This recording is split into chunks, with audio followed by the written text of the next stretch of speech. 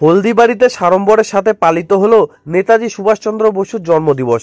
এদিন সকালে শহরের কালীবাড়ি মোড়ে নেতাজির পূর্ণবয়ব মূর্তিতে মালা পরিয়ে ও ফুল দিয়ে শ্রদ্ধা নিবেদন করেন ছাত্র সংগঠন এআইডিএসওর হলদিবাড়ি ব্লক কমিটির সদস্যরা। এদিনের এই কর্মসূচিতে উপস্থিত ছিলেন ব্লক কমিটির সভাপতি নীলু হক, সদস্য রাকিব আলী, রাসেল আলী, মজিদুল সরকার সহ অন্যান্যরা। এদিনের কর্মসূচি সম্পর্কে কি বললেন ব্লক সভাপতি নীলু হক, শুনুন।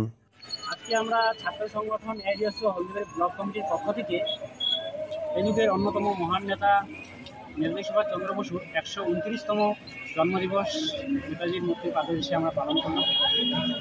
আমরা শুধুমাত্র নেতাজি বা ক্ষুদিরাম নয়, এই যুগে যত কজন মহান মানুষ আছে যারা সমাজের জন্য লড়াই করেছে, দেশের জন্য লড়াই করেছে, তাদের কিন্তু আমরা জন্মদিবস মৃত্যুদিবস এবং তাদের আমরা স্মরণ করেছি। তারই অঙ্গ হিসেবে আজকে আমরা এই মূর্তির পাদদেশে এসে নেতাজির প্রতিকৃতিতে আমরা ফুল দিয়ে শ্রদ্ধা জ্ঞাপন করলাম।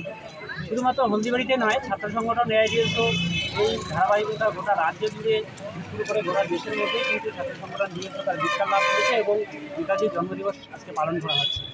আমরা দেখতে পাচ্ছি যে আজকে নেতাজিকে নিয়ে কীভাবে ছেলেখেলা চলছে। আমরা বিভিন্ন সোশ্যাল মিডিয়ায় দেখতে পাচ্ছি যে নেতাজিকে নির্দিষ্ট কোনো দলের করে নেওয়া হচ্ছে। এখানে আমরা দেখতে পাচ্ছি যে পলিটিক্যাল দলগুলো নেতাজিকে ইউজ করার জন্য তার জন্মদিবস পালন করতে হবে।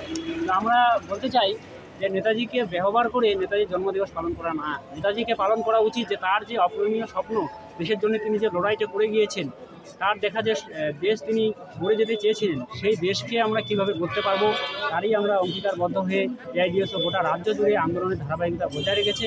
এবং আমরা আজকে নেতাজির জন্মদিনে শপথ নিয়েছি যে জাতীয় শিক্ষানীতি যে হিসেবে শিক্ষাকে ধ্বংস করছে, জাতীয় শিক্ষানীতিকে বাতিল করার জন্য আমাদের ছাত্র সংগঠন ডিএসও গোটা রাজ্য জুড়ে লড়াই করছে।